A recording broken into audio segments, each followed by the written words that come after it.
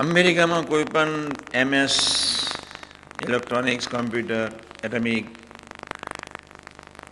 ડિપાર્ટમેન્ટનો હેડ engineer એક ફેક્ટરીમાં 10 વર્ષની જૂની વ્યક્તિ 10 વર્ષથી 20 વર્ષથી કામ કરે છે. આ નવો વિદ્યાર્થી જો નવા વિચાર સહિત જોઈએ એ ફેક્ટરીમાં એન્ટ્રી લે અને નવું ડેવલપમેન્ટ ત્યાં કરે એટલે 20 વર્ષથી કામ કરનાર એન્જિનિયર કરતા એને દોઢો પગાર આપી દે. ત્યાંની આખી હલનચલન સિસ્ટમ જુદી છે. ત્યાં કોઈથી બોલાય નહીં અમે જુનિયર કે સિનિયર. આ ઉધાર દેશ છે. કામ કરવું નથી, સિનિયરિટી જોઈએ. એમ ઇન્ડિયા આપણે ભગવાનની દુનિયાના સેવકો છીએ. આપણે વૈજ્ઞાનિક થવું પડે, ડૂબ્યા જ રહેવું પડે.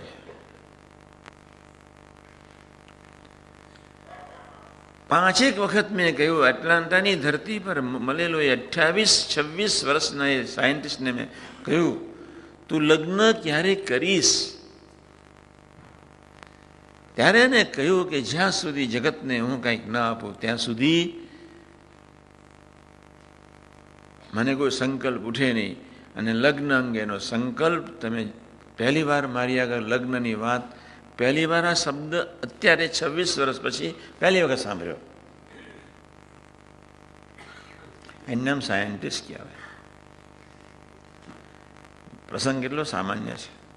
ઘેર જઈને વિચારજો, ખૂણામાં બેસીને તમારી રૂમમાં 26 વર્ષનું ટાબુરિયું એમ કહે કે લગ્ન શબ્દ, મેરેજ શબ્દ હું પહેલી વખત સાંભળું છું. એનું ધ્યેયનિષ્ઠ કહેવાય. એનું ડેસ્ટિનેશન એના ફિલ્ડ પૂરતું ક્લિયર કહેવાય. આપને હવે થોડુંક ગઈકાલે આપણે સમજ્યા હતા થોડીક વાત. ગઢડાનો એ પ્રસંગ મેં કહીને તમને બધાને સમજાવ્યો હતો. તમારા ખારા ડાલડા જેવા મનને એક બાજુએ મૂકીને આ એક સ્થૂળ શરીર છે, એનો રોગ જુદો છે, જેના માટે હું આસન કરું છું. આ એક સૂક્ષ્મ શરીર છે, મન બુદ્ધિ ચિત્ત અહમ, એનો રોગ જુદો છે. મનના તમારા બાપ દાદાએ આપેલા સંસ્કારો, તમારા મિત્રોએ આપેલા સંસ્કારો અહીંયા છે.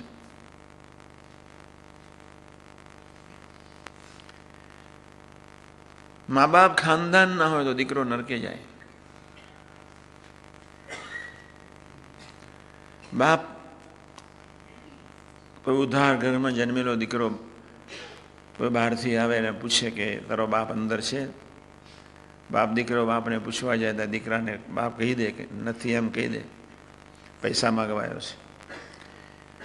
એટલે નેગેટિવ વિચારસરણી એના ભેજામાં પહેલેથી જ બાપ નાખતા હોય છે. 90% તેના મધર ફાધરના ભેજા સરી ગયા છે. એ દીકરા દીકરીઓનું થશે શું? કોઈ પણ સંજોગોમાં મધર ફાધરે દીકરા દીકરી જ્યારે બેઠા હોય ત્યારે વિવેકથી જોવું જોઈએ, વિવેકથી બોલવું જોઈએ, વિવેકથી વિચારવું જોઈએ. એ દિવસો વયા ગયા. એક કચરો સંસારનો 20 વર્ષમાં મોટા થાય ત્યાં સુધી કેટલો નાખી દીધો. એક બીજો કચરો છે ગયા જન્મનો.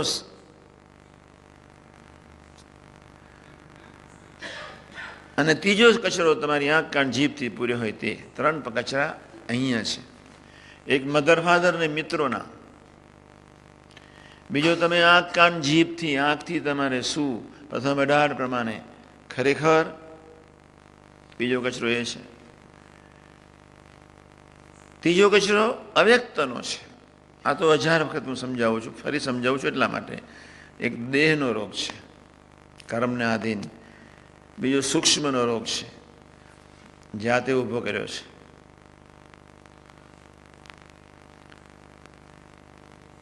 ગયા જન્મનો છે. ત્રીજો છે કારણનો, વાસના લિંગ દેહ. કરોડો જન્મથી ભોગવ્યા જ કર્યું છે, ભોગવ્યા જ કર્યું છે.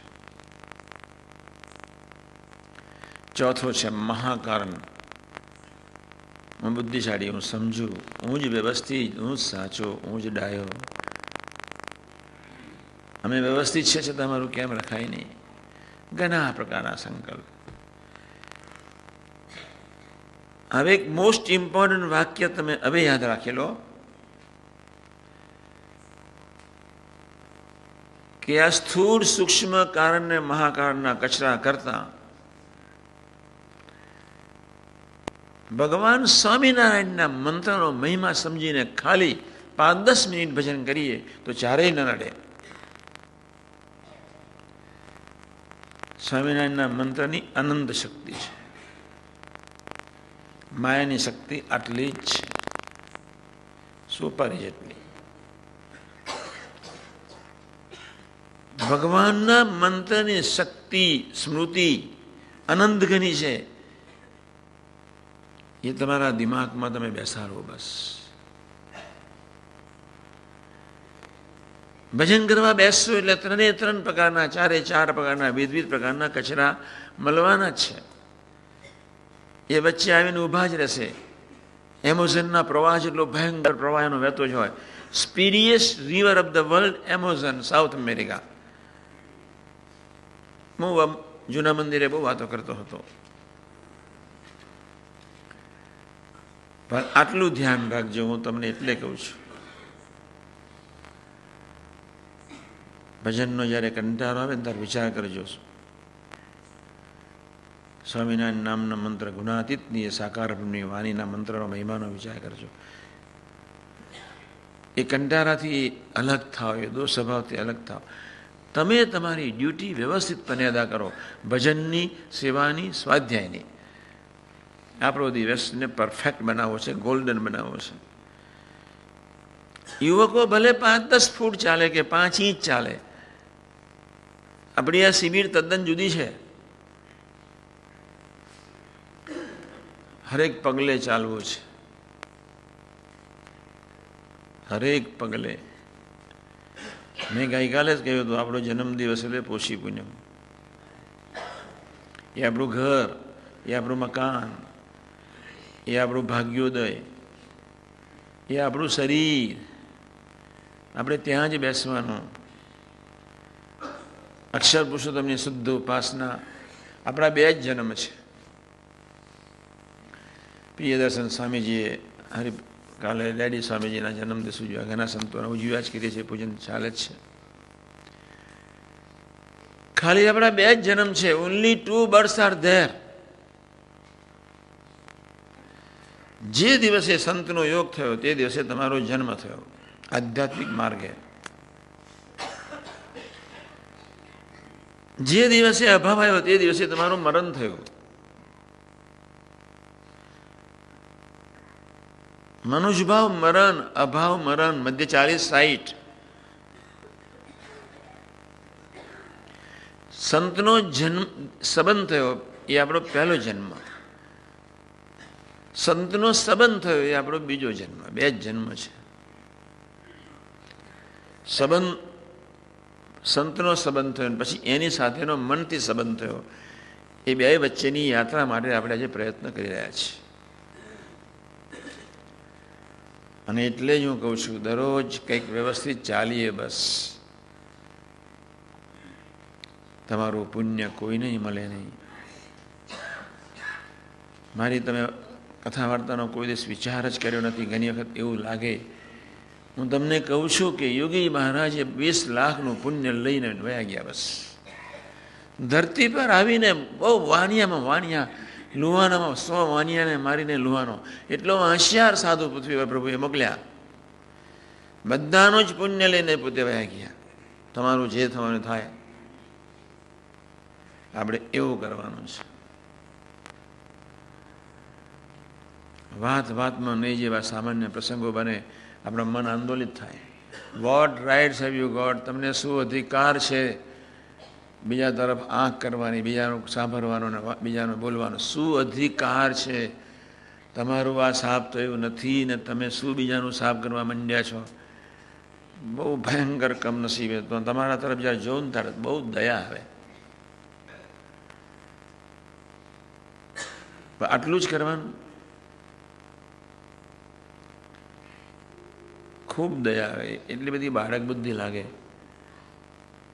કયા રસ્તે છીએ, કયા સંકલ્પો પકડવાના, કયા સંકલ્પો નહીં પકડવાના ખ્યાલ જ નથી. હજુ 50% તમને ભગવાન સ્વામિનારાયણે કહ્યું સવળો વિચાર